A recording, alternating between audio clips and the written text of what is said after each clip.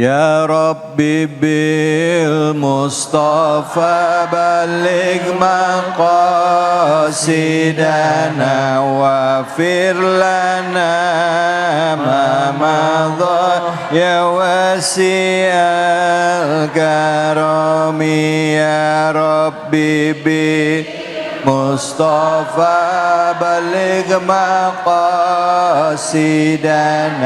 واغفر لنا ما مضى يا واسع الكرم صلوا على نبي محمد صلى الله عليه. Bismillah walhamdulillah amma ba'du. Para pemirsa Cahaya Hati Indonesia iNews TV yang dirahmati oleh Allah Subhanahu wa taala, kita akan meneruskan pelajaran kita pada kesempatan siang hari ini tentang bagaimana ternyata dari penyakit hati itu, dari iri, dendam dan lain-lainnya bisa mengakibatkan sesuatu yang fatal. Makanya kenapa di dalam Al-Quran sejarah mencatat akhirnya Qabil dan Habil itu sampai apa? Bunuh-bunuhan. Betul apa betul? Ya. Makanya orang yang paling bahaya itu kalau sudah punya penyakit hati.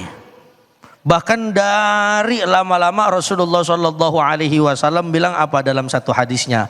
Ala fil jasadi mudghah. Ya.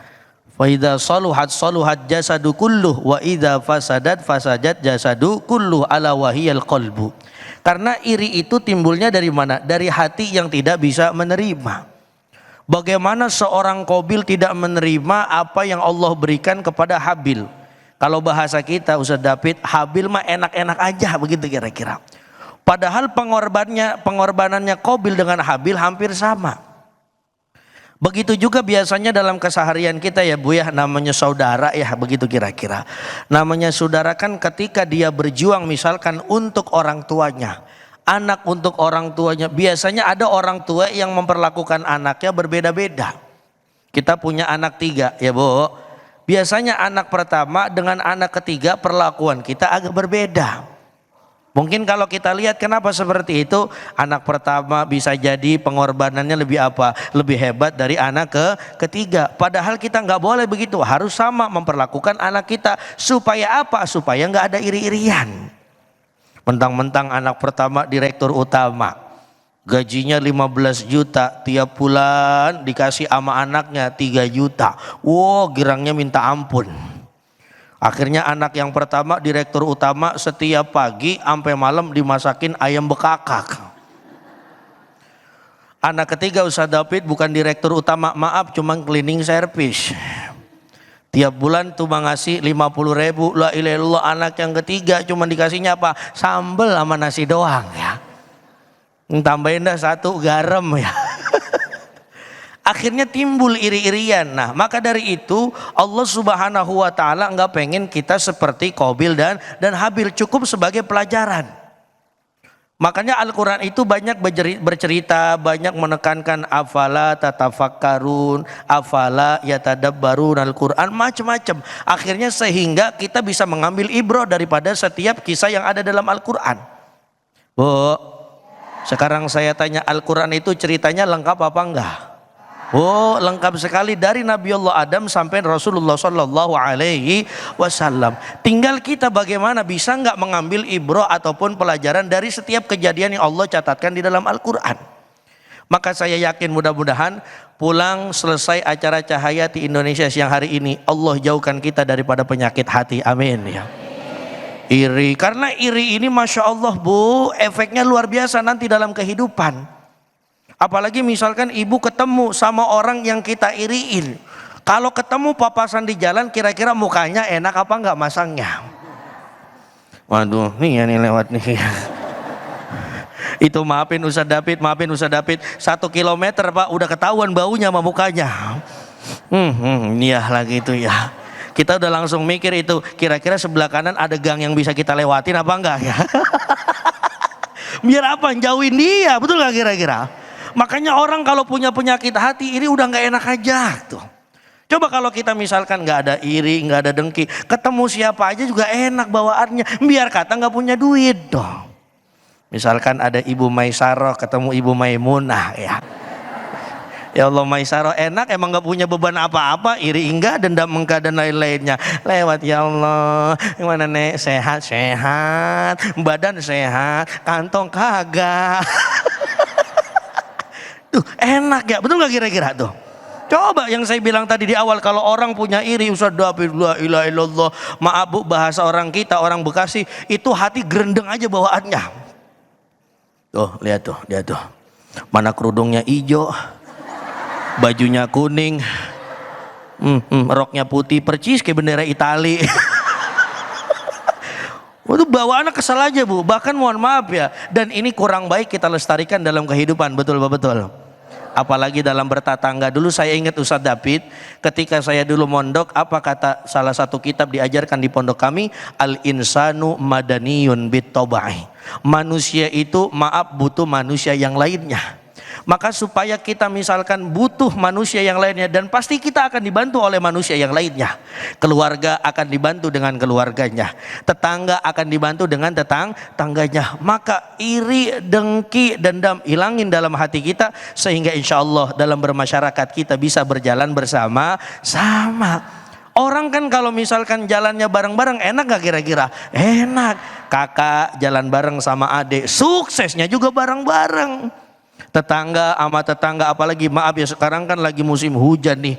Hujan itu kan misalkan banjir di mana-mana, nggak bisa kita dengan tetangga kita sendiri, butuh tenaga orang lain. Betul apa betul? Apalagi banjirnya sampai sekepala. Wah, ilah. Cuman bukan kepala manusia, kepala ayam ya. Itu kan butuh bantuan orang lain. Maka insya Allah ayo bareng-bareng lewat siang hari ini kita belajar di iNews TV, kita jauhi penyakit iri, dendam dan lain-lainnya. Seperti jangan sampai kita seperti Qabil dan Habil, bunuh-bunuhan karena naudzubillah iri satu sama lain. Begitu kira-kira Ustaz David. Baik, alhamdulillah, terima kasih banyak Ustaz. Bu, ngebunuh itu di dalam Islam nggak bisa bebas begitu aja ya, ada hukumnya ya, apalagi perbuatan yang dilakukan itu didasari ya karena iri hati dan dengki. Dalam Islam di ayat ini ya, di dalam ayat 31, 32 itu menjelaskan tentang bahwa orang-orang yang telah membunuh orang lain itu sama aja seakan-akan dia membunuh semua manusia.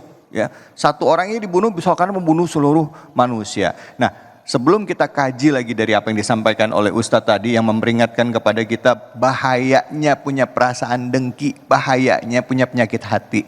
Yang mau nanya silahkan angkat tangannya. Siapa? Oh banyak, Masya Allah. Silahkan. Ya, mana tadi orangnya? Ini dia. Berdiri boleh Bu? Ustadz berdiri ya? Iya benar Bu. Ibu, Bu, nama siapa? Ya. Bismillahirrahmanirrahim. Assalamualaikum warahmatullahi wabarakatuh. Waalaikumsalam. Perkenalkan, nama saya Ibu Wiwi dari Majelis Taklim Rodatul Jannah Sabta Pesona. Izin bertanya Ustaz. Silakan Bu Wiwit. Ya, terkait dengan rasa iri, apakah menyakiti orang dengan kata-kata dan sikap itu juga termasuk dari sebuah kejahatan? Demikian. Terima kasih. Wassalamualaikum warahmatullahi wabarakatuh. Waalaikumsalam. Bu Wiwit, boleh nanya maksudnya tuh gimana? Contohnya gimana? Contohnya ya, misalnya saya bilang gini, kok dia kurus banget ya? Gitu. Terus? Sakit, ya, tekanan batin ya? Tekanan batin ya ini orang. Kok kurus banget sih sekarang gitu? Nah, termasuk pembunuhan bukan gitu loh. Terus ibu kan ngomong sama orang. Kenapa? Ibu ngomong sama orang kan? Iya. Terus temannya nyautin nggak? EGP. Sedapit kalau kata beliau, biarin apa badan gua gitu ya. Iya. Temennya nyautin apa nyautinnya? Nyautinnya ya itu EGP. Emang gue pikirin. Iya. Terus nyamber lagi nggak orangnya ngomong apa lagi? Orangnya. Yang tadi yang ngomong kurus banget itu ngomong apa lagi? Lu juga gemoy katanya. Gimana tuh Ustadz? Ya. Masuk. Silakan. Gitu Ustadz, gimana dong Ustadz? Makasih, Bu. Ya. Iya, ya ini berarti Bu Wiwi, Masya Allah ini pertanyaan yang bagus. Iya. Sesuai dengan apa yang saya rasakan. Ya. sesuai dengan Kadang-kadang kenyataan. begitu juga Bu. Iya. Mohon maaf ya, kan badan saya agak-agak gemoy ini kan ya. Ya, betul. Terus kadang-kadang orang, "Wih, Ustadz kok gemoy banget?" Nggak apa-apa, berarti makanannya cocok ya. Oh ya betul. Nah, itu termasuk, maaf, itu termasuk kejahatan atau enggak? Ya. Artinya Ibu. karena iri hati ngomongin Iya. orang gitu. Tapi kan bener. Fakta, ya juga sih ya. Tapi ingat Ibu, Bu Wiwi saya jawab ya. Ya boleh. Ya Ibu Wiwi silakan Ya, kembali terima ke kasih. alamnya masing-masing ya. Salah tempatnya. Bu, jadi gini ya. Biasanya orang-orang seperti itu banyak macamnya. Makanya apakah itu termasuk pembunuhan? Bisa jadi sebagai pembunuhan karakter. Karena orang zaman sekarang Ustaz David, pembunuhan kan macam-macam. Ada yang maaf ya, membunuh dengan jiwa. Ada juga maaf misalkan pembunuhan karakter. Artinya karakternya dijatuhkan, karakternya dihancurkan. Ini bisa jadi termasuk kejahatan. Ngejelek-jelekin gitu ya. Dijelek-jelekin padahal faktanya nggak seperti itu. Misalkan maaf nih ya, badan saya kan begini tuh ya kan, tadi bertanya begitu. Itu dia gemuk bukan karena makannya cocok, itu mah banyak korupsinya ya. Bagaimana mau korupsi? Ustadz asal terima amplopnya diterima bininya ya kan ya. Ataupun misalkan begini, wah itu kurus banget, jangan-jangan nggak makan bla bla bla bla. Itu bisa jadi maaf, belum tentu seperti itu, bukan juga kejahatan. Makanya hati-hati ya Bu, hati-hati. Yang paling bahaya itu mulut kalau keluar kalimat-kalimat buruk, apalagi sama orang yang nggak nerima, hati-hati. Ya, maka insya Allah mudah-mudahan mulut kita bisa kita jaga, apalagi hati kita jangan sampai ada iri. Ya, orang kurus biarin, emang nasibnya udah begitu ya. Orang gemuk biarin, emang udah rezekinya segitu ya. Jadi antara nasib dengan rezeki, nggak boleh iri dengan rezeki orang. Begitu kira-kira Bu Wiwi. Kalau yang diomongin bener katanya tadi. Fakta berarti ya. Aduh ya udah baik. Kita akan lanjutkan lagi. Jangan kemana-mana, tetap di Cahaya Hati Indonesia.